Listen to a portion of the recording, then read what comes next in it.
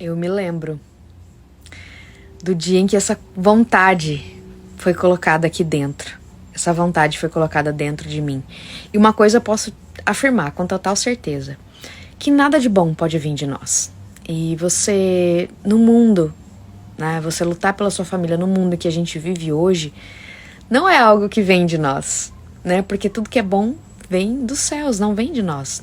Nós não temos essa capacidade, né, de sermos bons. É só Ele em nós, né, para nos transformar e fazer com que possamos ter alguma coisa boa, né, fazer algo bom nesse mundo. Então, no mundo em que a gente vive hoje, né, totalmente contrário à vontade, à palavra de Deus, quando Ele coloca dentro de você esse chamado, você pode ter certeza que aquilo que Ele começou, Ele vai levar até o fim. Se Ele colocou essa vontade aí dentro, quem poderá ser contra? Mas existem algumas condições para viver as promessas, para viver os planos de Deus.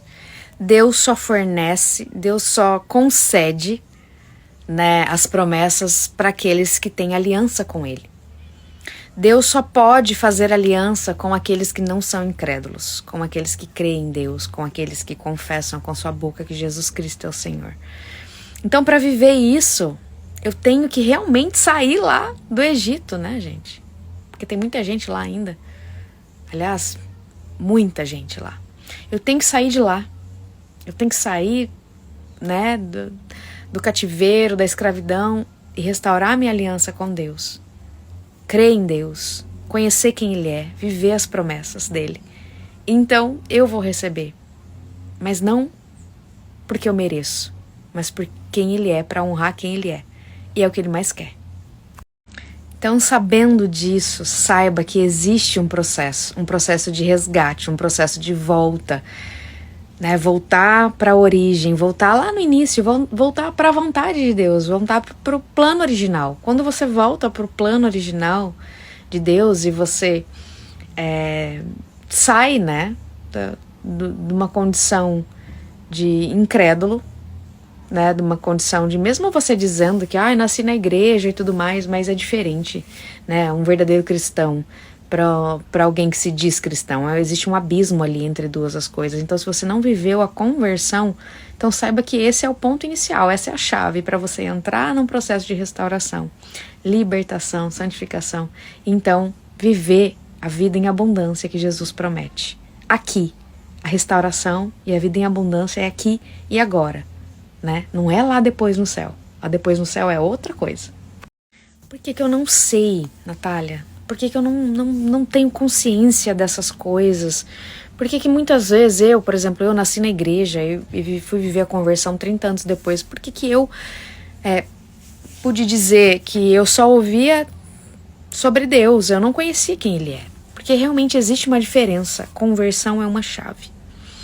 Conhecer quem é o meu Pai, conhecer quem eu sou, o meu propósito de criação, né, me voltar para Ele, é algo totalmente diferente do que de viver uma vida fazendo bem. Eu não faço mal para ninguém, então assim, confio em Deus, faço minhas orações e tá tudo certo. Não, gente.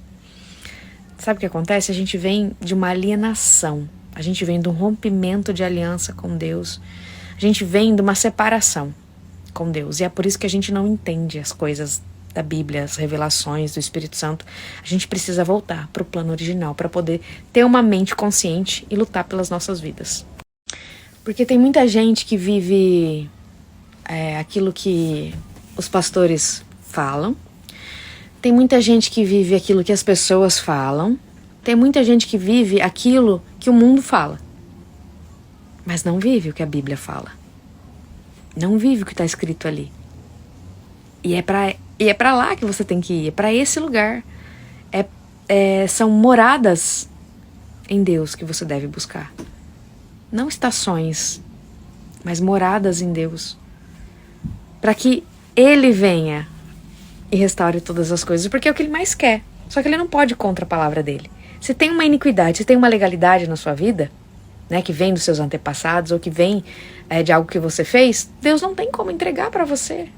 A bênção, a promessa, não tem como, porque existe uma cobrança. E Deus não pode ir contra a palavra dele. Entende? A gente precisa entender tudo isso. É bem amplo. Natália, então você está falando que Deus não pode fazer Deus pode fazer todas as coisas.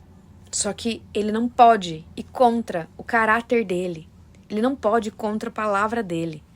Se ele está falando ali que o pecado alcança e cobra e é cobrado de geração em geração, dos pais nos filhos, se tem uma cobrança ali na sua vida e você não confessa, você não se arrepende, você não pede perdão, você não abandona e vive sua vida em santidade, o ladrão vai matar, roubar e destruir.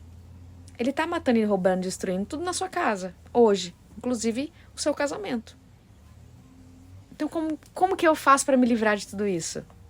Viva a conversão, libertação e a santificação. São os 3 pilares da restauração. Eu falo sobre isso na Escola do Deserto.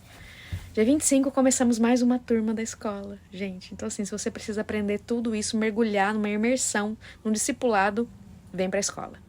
A gente tem que tomar muito cuidado com os rituais. Porque tudo isso é uma receita de restauração, como dizem por aí. É muito bonito. É algo, né? Tô aqui, Deus, olha aqui eu orando. Gente, quando que aquilo que eu faço muda alguma coisa para Deus? Não é o que eu faço, é o que eu sinto. Eu sinto arrependimento. Eu sinto que eu preciso de Deus. Eu sinto que a fé. É quando a minha mente está renovada em Cristo que tudo isso que você falou aí vem de uma forma natural, sem esperar nada em troca.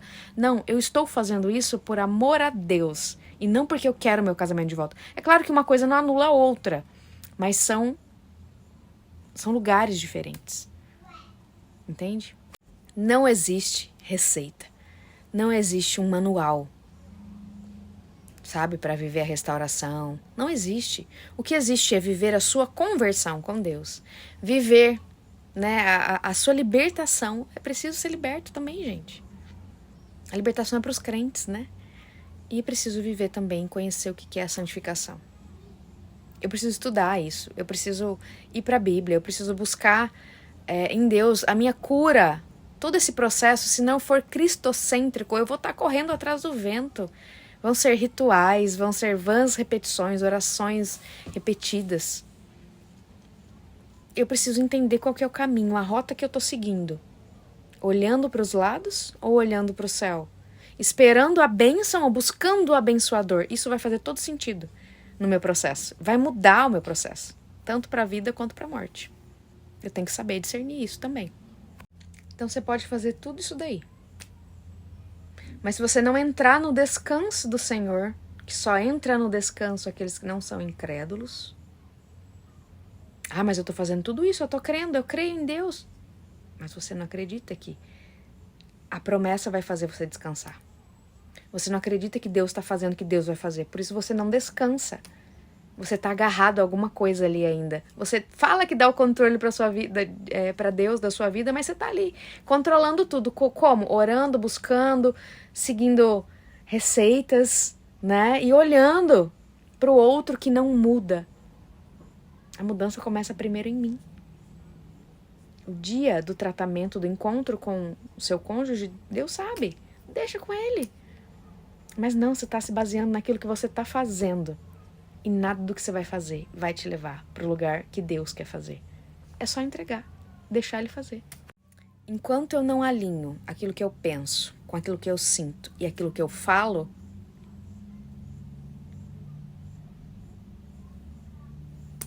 o que Deus vê? O seu coração. Ele sabe o que tem aqui dentro. Então não adianta você ficar falando, ficar fazendo coisas para impressionar Deus.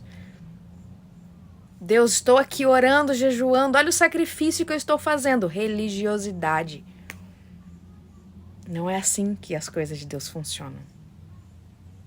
Enquanto você não se derramar para Ele, enquanto você não se jogar na cruz e pedir para Deus te transformar e para que você aprenda a amar a Deus acima de todas as coisas, muito além desse casamento, que o casamento a gente sabe, é Deus, Ele entrega no final, então descansa. Enquanto você não viver isso, você não vai acessar tudo que precisa.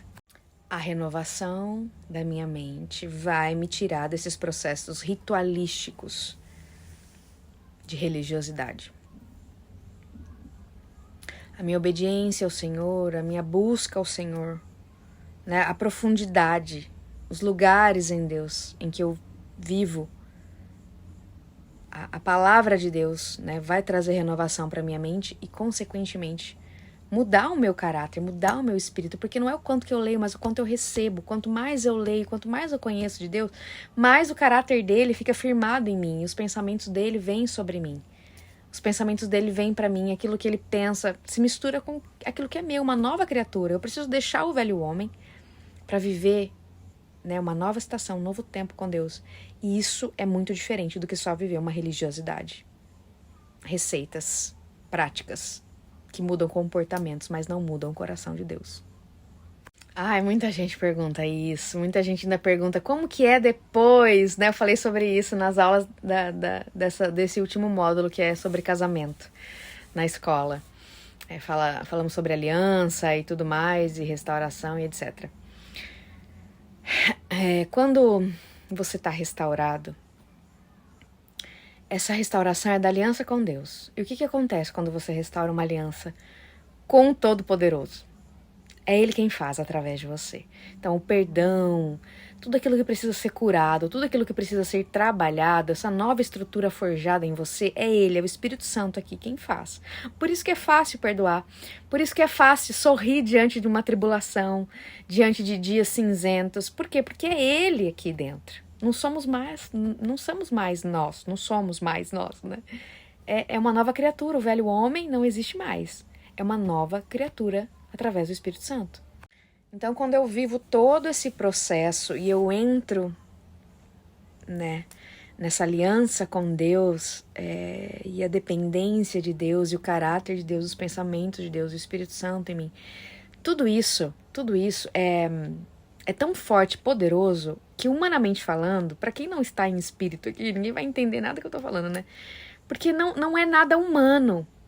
É espiritual, casamento espiritual, nós somos espirituais, então não tem como tratar as coisas dos céus com as coisas da terra, né? Não tem como entender, é ilógico. Então quando a gente acessa essa morada em Deus, esse lugar com Deus, até que nada mais importe, gente, qual que é o meu problema diante do meu Deus? O que eu estou vivendo hoje, tudo que eu vou tratar com Deus no meu joelho, não com o outro. Então assim, eu não vou ter medo. Só fé e confiança e dependência do meu Deus. Porque se a gente for basear naquilo que a gente pode fazer, nas nossas manobras espirituais, né? Não vai ter nada. Nada. Tudo é insuficiente.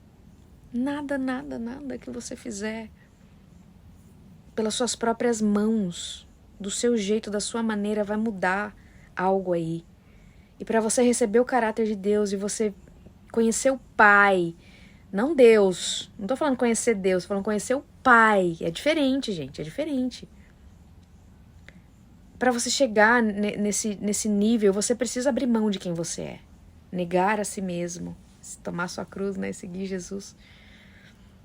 E todo esse entendimento, esse posicionamento, só vem a partir de uma entrega verdadeira e profunda. Com Deus é só esse caminho. Então eu fui de uma pessoa que nasceu dentro da igreja, viveu 30 anos dentro de uma igreja e chegou no momento em que sabia que não conhecia Deus. E durante ali, no meu processo de 2 meses de deserto, em 2016, meu marido saiu de casa em abril, em junho ele voltou para casa. Então nesse tempo que eu vivi com Deus ali foi algo tão assim, tão profundo, que eu fui de alguém que só ouvia falar de Deus para alguém que, assim, eu venho de uma religião tradicional, tá, gente? Então, é Bíblia, revelação através... Não tem nada daquelas performances espirituais, não é nada disso, pentecostal, né? Então, eu fui de alguém, sei lá, 5% espiritual para alguém 1000% espiritual em 2 meses. Foi eu quem fiz alguma coisa? Não. Eu só me entreguei. Falei, faça. Tira tudo que não é teu. Eu vivi um processo muito profundo de arrependimento de tudo que eu tinha feito. E nesse processo que eu a gente fala que é o processo de libertação, né? Veio, claro, juntamente o processo, né, de conversão e etc. Mas o arrependimento, ele nos transforma de uma maneira tão profunda. E quando Deus ele começa a transformar, a obra que ele começa, ele vai até o fim. Então, tudo aquilo que eu precisei viver, tudo aquilo que eu vivi em 2 meses ali, transformou completamente o meu ser. Eu não era mais eu. E esse é o maior milagre da restauração. É em mim, não é no meu casamento. O casamento é a cereja do bolo. Então, quando eu entendi que eu já estava restaurada, quando eu descansei, eu falei, Deus, nada mais me importa. Só a tua presença. Só a presença do meu Pai. Eu me lembro de falar para Deus assim, eu não quero sair da sua presença. Eu quero ir pro céu, quero ficar lá. Quero ficar aí. Meu marido, quando o Senhor quiser, ele volta. Eu sei que ele vai voltar, é meu, me pertence, somos um só, uma só carne, um só espírito. Acabou. Agora, eu não quero sair nunca desse lugar, né, com Deus. O resto, Deus cuida, Deus cuida de tudo. Eu entreguei tudo. É naquele momento que você entrega tudo para Deus e Deus te devolve e fala, então tá, agora que você me deu, eu te dou. É diferente, sabe? Então, eu soube que, depois de tempos, né? Eu nem, na verdade, sabia o que era restauração. Mas eu consegui distinguir isso. Que foi quando eu falei para Deus, Deus, nada mais me importa. Só a tua presença. Então, esse momento é o momento da restauração. Né? É só a presença. Nada mais. Nada mais eu queria, nada mais me importava. Então, ele fez. E quando eu falo em ir pro céu, gente, não é nada comparado, né, com aquilo que a gente lê, né? No céu tu vai ter ruas de ouro. A Luciano Subirá falou uma vez numa pregação, por que será que Deus colocou as ruas de ouro? Para nos impressionar? Não. Porque, olha só a analogia, né? Aqui a gente mata e morre por dinheiro, por ouro, né? Lá em cima, lá no céu, não. Olha onde está o lugar do ouro, debaixo dos nossos pés. Né? Então, assim, isso não importa, não vai importar lá.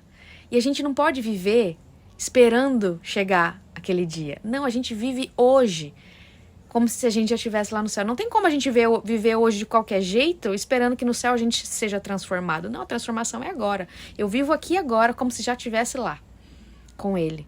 Então, ir para o céu significa estar com Ele. Onde, quando, isso não importa. Eu expliquei lá no começo do vídeo, né, que a gente vem de uma alienação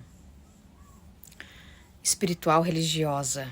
A gente vem, né, de situações de vida, de educação, de criação, em que nós seguimos rituais e acreditamos que aquilo ali é o que tá certo, né? É a Bíblia quem vai te guiar. Ela vai ser sua bússola. Porque não existe um mapa, existe uma bússola, é a Bíblia. Então, ir para a sua Bíblia é se despojar mesmo, assim, de tudo que você tem na sua mentalidade, religiosidade, dogmas, paradigmas e tudo mais. E se concentrar naquilo que a Bíblia fala. Se concentrar no que está ali. Viver aquilo que está ali. Se desprender de rituais. Então você vai entender o caminho. Conhecer Jesus é o caminho. Com certeza. A maior chave da restauração pessoal é quando você se arrepende de quem você é. Não só do que você fez. Não só do que você fez, mas também daquilo que os seus antepassados fizeram. Então, arrependimento, quebrantamento, ele é a chave para acessar, né, o seu processo de restauração. Então, quando você olha para você e você fala assim, meu Deus, que horror, que nojo, né, dessa pessoa, do que eu fiz. Eu pequei contra Deus. Os meus pecados me afastaram de Deus. Essa é a chave. O arrependimento é isso. Os pecados que eu cometi, a vida que eu vivi, desonrava a Deus. Eu não quero mais ser essa pessoa. Eu não suporto mais olhar para essa pessoa. Então, é aí que você começa a viver a sua restauração. Antes que as pessoas comecem a discutir letra, né? Porque é o que as pessoas mais fazem. Não, porque a Bíblia tá falando isso e parará, parará, parará, parará. Gente, a gente vai falar sobre caráter de Deus aqui, tá bom? Então, seguinte. Nos estudos que a gente faz, nesses estudos que eu fiz durante 7 anos sobre casamento, e eu tô falando de estudo lá do hebraico, do grego, aramaico, tudo lá atrás. Estudo que a gente estuda a palavra, né, antes da tradução da Bíblia. Lá atrás, o que significa cada palavra. E a gente conhece algo que significa aliança. Casamento, aliança. Deus não desfaz alianças. Então a gente parte desse princípio para o casamento. Então todo esse estudo é bem complexo, mas é o caráter que eu quero me concentrar. Eu não tô falando uma coisa que eu acho, eu não tô falando uma coisa que eu vivi por experiência própria, eu tô falando aquilo que Deus me deu, através da palavra dele. Então, aquilo que ele me confirmou, aquilo que ele me revelou, é algo pessoal? Sim, é algo pessoal. Só que, em contrapartida, tem muita gente que também entende a mesma coisa. Deus não desfaz alianças. Um casamento só pode ser desfeito com a morte. Se uma pessoa, né, vive o divórcio, independente da situação, ok. Agora, ela querer casar novamente, só em caso de viuvez. Quem que é a esposa do seu marido, então? É você que teve aliança com ele ou essa pessoa que ele tá hoje? O que vale para Deus? E como vocês sabem, através da minha vida, através do meu testemunho, Deus também me confirmou a vontade dele. Porque meu casamento tinha tudo para viver um divórcio. Tudo. Legalmente falando, biblicamente falando, como muitas pessoas falam por aí. Mas não foi essa a vontade de Deus. Então, assim, você vai encontrar diversas teorias. Você vai encontrar. Dentro de igreja, inclusive.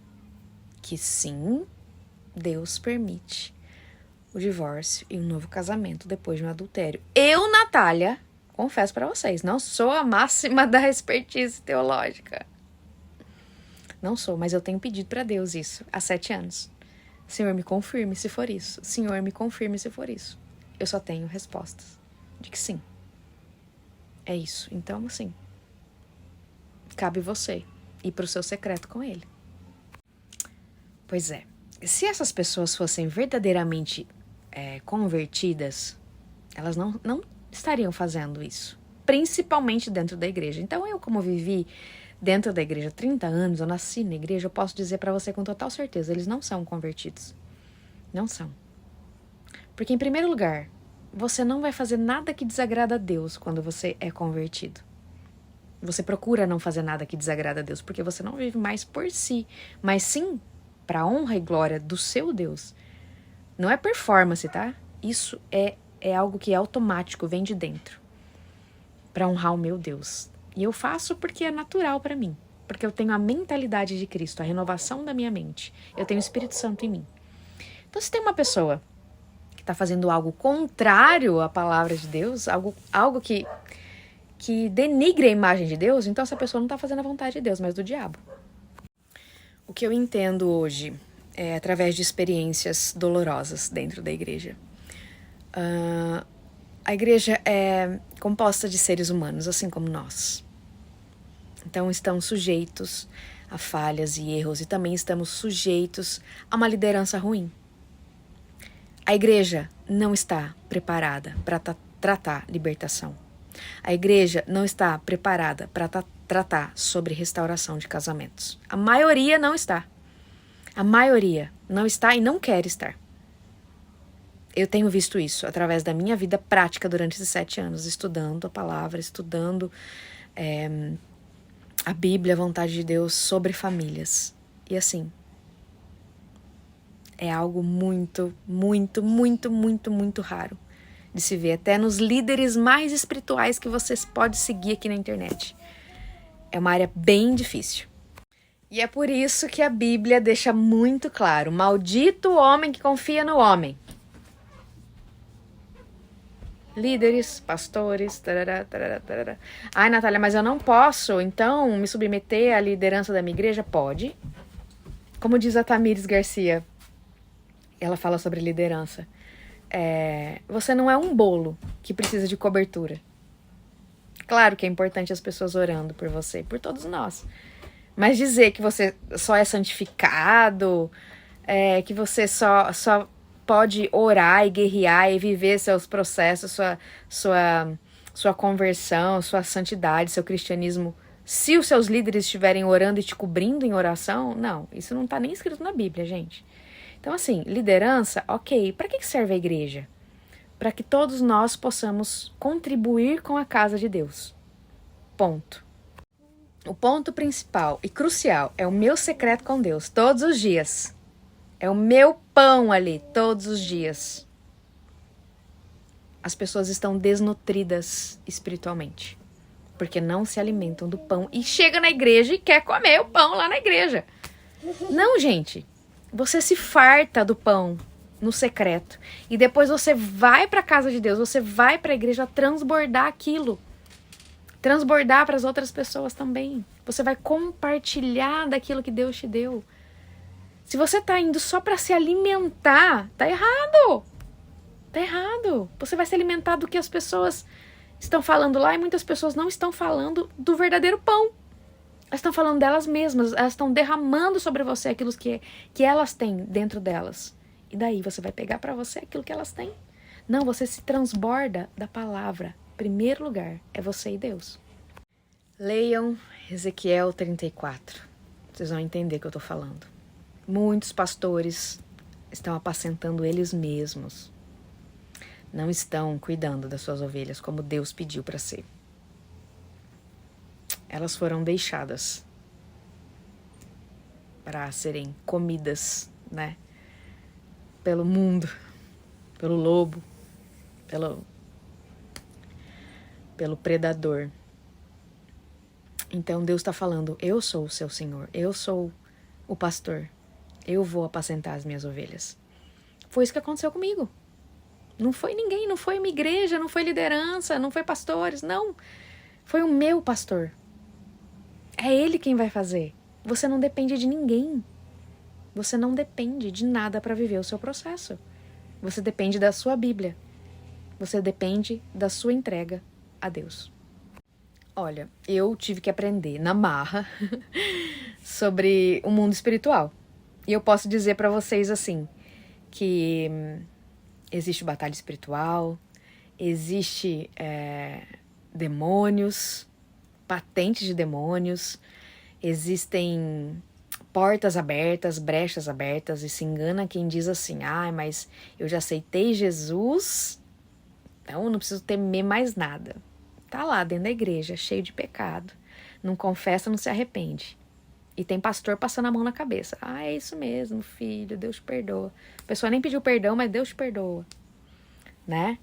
Então assim, levante, tem. Se você tá lutando, você tá batalhando, ainda com legalidades, ainda no pecado, pode ter certeza que você vai levar uma surra do diabo. Pode ter certeza. Se eu vou para uma batalha sem a armadura de Deus, e a armadura de Deus só vem através de um estilo de vida, não é orando, pegando aqui a Bíblia e falando, coloque em mim, Senhor, o capacete da salvação, a espada da justiça, a couraça da justiça. Gente, isso é misticismo. A armadura de Deus só vem sobre mim através do meu estilo de vida. O que isso quer dizer? Quer dizer que se eu não confesso, não arrependo e não abandono meus pecados, eu vou querer entrar numa batalha, eu vou apanhar. Eu não tenho a armadura de Deus. Por quê? Porque eu ainda tô com porta aberta pro diabo. Tá ali, ó. Pegou um testamento e falou assim, aqui Deus, ó. Ó, o que essa pessoa fez aqui, ó. Eu tenho ela na minha mão. Enquanto ela não se arrepender, não abrir mão desse pecado, o Senhor não pode ir contra a sua palavra. O diabo faz isso, viu, gente? Mas eu sei também que Deus, ele aperta. Ele quebra o vaso. Eu sei. Então a gente não pode falar que tudo é o diabo que está fazendo. Se eu estou em santidade, em obediência, se eu estou em moradas com o Senhor e estou passando por alguns processos aí difíceis, quer dizer que Deus está me apertando, gente. Deus não mandou o dilúvio, não mandou fogo. Deus também tem ciúmes do seu povo. Deus também vai apertar para quê? Para que na necessidade você entenda que é na dor que as mudanças acontecem. Sem a dor não há necessidade de mudança. Então eu entendo sobre levantes malignos sim, mas se eu ainda estiver em legalidade. Agora, se eu estou em santidade com o Senhor, esses levantes se levantam para cair por terra, porque o Senhor é meu escudo, minha rocha e minha fortaleza. De quem eu temerei? Não é? Ai, gente, são tantas perguntas legais. Mas o tempo é curto, né? A gente vai fazendo essas perguntas sempre, né? Mas para finalizar aqui, desse entendimento todo aí sobre o meu posicionamento, o processo de restauração e tudo mais, né? É algo que eu dou uma pincelada assim por cima, porque o estudo mesmo a gente vai trazer na palavra, o estudo mesmo a gente vai fazer no discipulado, que é a mentoria, né, da Escola de Deserto, que inclusive começa agora, dia 25 de abril, a segunda turma, né? E é bem legal porque é uma imersão de 30 dias nesses estudos, com profundidade, com palavra, cristocêntrico, né? Então vem realmente para trazer uma transformação, uma renovação de mente. Então, para a gente poder entrar realmente nesse entendimento, nessas informações, porque o povo perece por falta de conhecimento, então a gente vai a fundo na raiz de todas as coisas, é a escola. Vamos para a escola. Peça para Deus para que você enxergue o seu cônjuge com os olhos de Deus. Isso é uma chave muito poderosa na sua vida.